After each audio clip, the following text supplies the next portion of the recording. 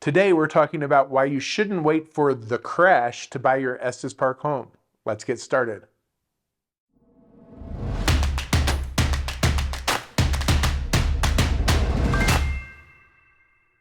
Hi, I'm Jeff Abel with the Abel team here in beautiful Estes Park, Colorado, and I'm here to answer all your questions about real estate in the Estes Valley and to share info about what it's like to live in one of the most beautiful places in Colorado.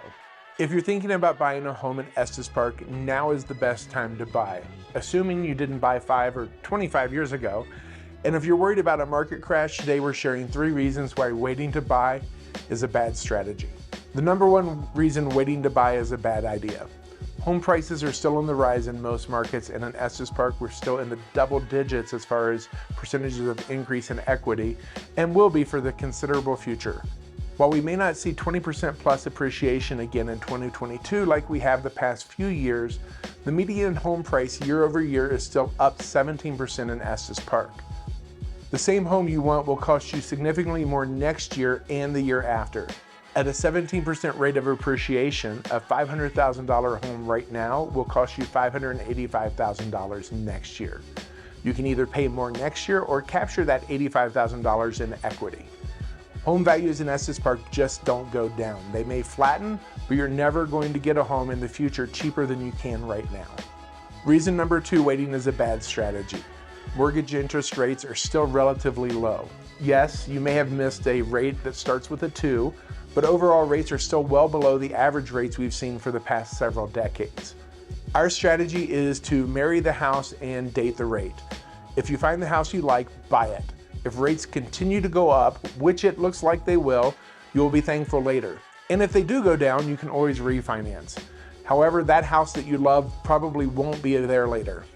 Also, mortgage interest rates are still lower than the actual rate of inflation.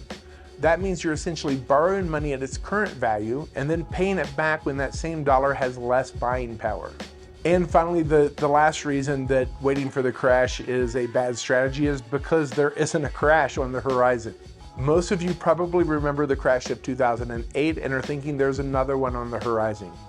And while that feeling is understandable, the data suggests that there isn't going to be another crash in the near future. One of the key reasons we won't see a crash is an undersupply of inventory. Inventory comes from essentially 3 different sources. First, current homeowners putting their homes up for sale. Second, newly built homes coming onto the market.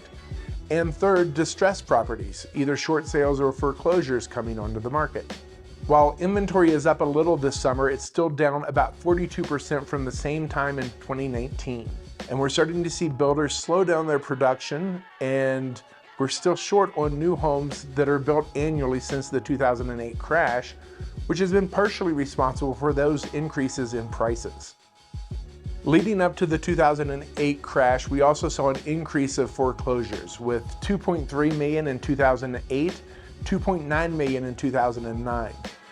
Since then, it's decreased every year with only 151,000 in 2021.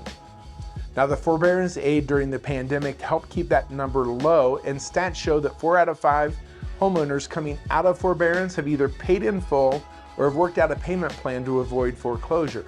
Most of the others would be able to sell before going into foreclosure if they choose because they have equity built up in their homes. So the bottom line is the data says there isn't going to be a crash on the horizon. And even if there was, prices in Estes Park and the surrounding areas don't drop during a crash or a slowing of the market. They tend to just level off. So home prices are lower now than they will be in the future. And we've had many clients who were in the market a couple of years ago, but decided to wait and are now priced out of making that move to Estes Park.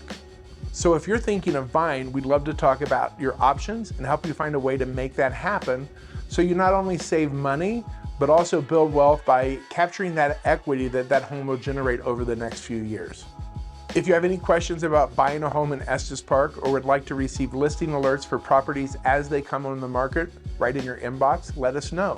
You can comment below, shoot us a message on social media, or give us a call. If you found this video to be helpful, you also know that we like it and appreciate it when you hit that like button, click subscribe, or ring that bell so you get a notification when our new video comes out next Monday. Also, check out the description below for more useful resources regarding real estate here in Estes Park, and be sure to check out these other videos as well. Thanks for tuning in, and we'll see you next week. Bye.